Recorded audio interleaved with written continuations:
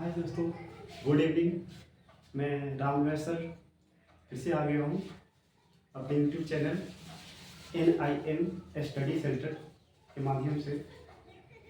कुछ मैथ का टॉपिक है जिसको बता रहा हूँ, आप लोग ध्यान से देखिए और अच्छा लगे तो लाइक और सब्सक्राइब कीजिएगा। ठीक है, तो हम बढ़ते हैं वीडियो की तरफ। देखिए, चैप्टर लेकर आए हैं। चैप्टर है समांतर श्रेणी। समांतर श्रेणी हम खत्म किए हैं, समांतर श्रेणी से चलते हैं। समांतर श्रेणी, समांतर श्रेणी कहने का मतलब जिसको इंग्लिश में बोलते हैं अरिथमेटिक सीरीज। Arithmetic series. तो समांतर श्रेणी कहते किसे है? सबसे पहले समांतर श्रेणी कहते किसे है?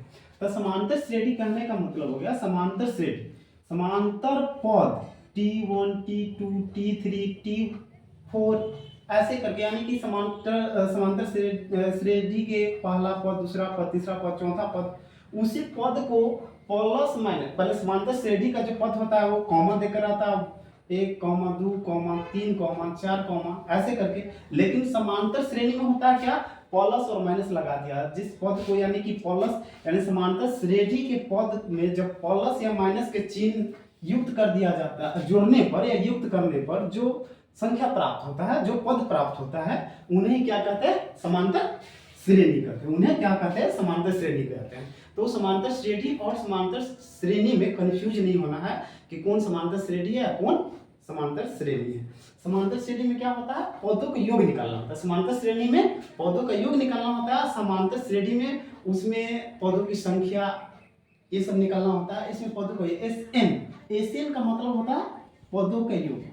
इसमें योगफल निकालना रहता है। तो उसी में जब क्या कहते हैं, समांतर श्रेणी में कॉमा रहता है, पद के बीच में कॉमा दिया जाता है, और समांतर श्रेणी में जो होता है प्लस या माइनस दिया जाता है। ठीक है, तो ये हो गया आपको समांतर श्रेणी। जैसे में एग्जांपल है 1, यानी कि 1 + 2 + 3 + 4 + 5 प्लस, यानी 5 प्लस यहाँ पर 6 होना चाहिए, 6 ... 100 तक, 100 पदों तक, 100 पदों तक मान लो यही रहेगा। 100 पदों तक का योग का है निकालने के लिए, यहाँ से 1 से लेकर कंटिन्यू n प्राकृत संख्या से लेकर 100 तक पदों का, 100 पदों का योग कितना होगा? तो उसी सब का फॉर्मूला हम बता रहे हैं। तो देखिए, इसका समांतर श्रेणी का सबसे फर्स्ट इंपॉर्टेंट फॉर्मूला है SN बराबर n/2। क्या होता है? SN बराबर n/2, बड़ी ब्रैकेट से घेर देंगे, 2a प्लस n इंटू, यानी 2a plus n-1 into D, और फिर बड़ी ब्रैकेट से घेर देंगे।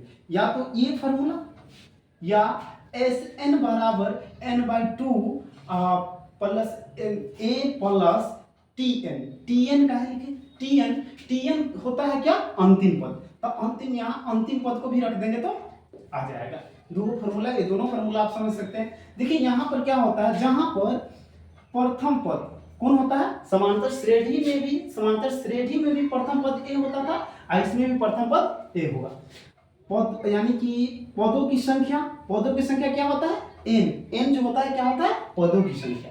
पदांतर क्या होता है? पदांतर या सार्वधांतर कहिए। तो समांतर श्रेणी में पदांतर d होता था, इसमें भी पदांतर d होता है, यानी पदों के अंतर को ही क्या कहते हैं? पदांतर या सार्वधांतर कहते हैं। अंतिम पद, उसमें टी, यानी कि अंतिम पद या पदों का योग कह लीजिए SN हो जाता है। पदों का योग, ये अंतिम पद नहीं, एक पदों का योग होता है। पदों का योग, कुल पदों का योग, यानी कि हाँ, SN जो होता है कुल पदों का योग होता है। चलिए, पदों का योग चलिए ये हो गया। इसके बाद प्रथम n, अब दूसरा फॉर्मूला है प्रथम n प्राकृत संख्याओं का योगफल। प्रथम n प्राकृत संख्याओं का योगफल, अगर 1 से लेकर 100 तक के संख्या का कहेगा योगफल निकालने के लिए तो बहुत डीप हो जाएगा, बहुत भारी हो जाएगा। लेकिन एक फॉर्मूला के माध्यम से आप बहुत आसानी से निकाल दीजिएगा। क्या कह रहा है? तो प्रथम n प्राकृत संख्याओं का योगफल बराबर होता है n into n plus 1/2, n into n plus n/2। जहां क्या होता है? n क्या होता है? पदों की संख्या। n क्या होता है? पदों की संख्या होता है।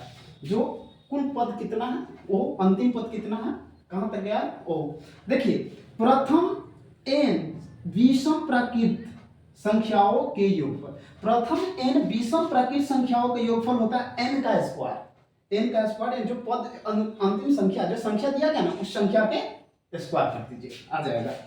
प्रथम n सम प्रकृत संख्याओं का योगफल होता है n into n plus one, n into n plus one. इसको याद करने का भी ट्रिक, सबसे पहले तो आपको पहला फॉर्मूला याद रखना होगा, n प्रकृत संख्याओं का, n यानी प्रकृत संख्या तो जानते ही होंगे कि गिनती के संख्या को लगातार जो संख्या रहता है उसी को प्रकृत संख्या कहते हैं।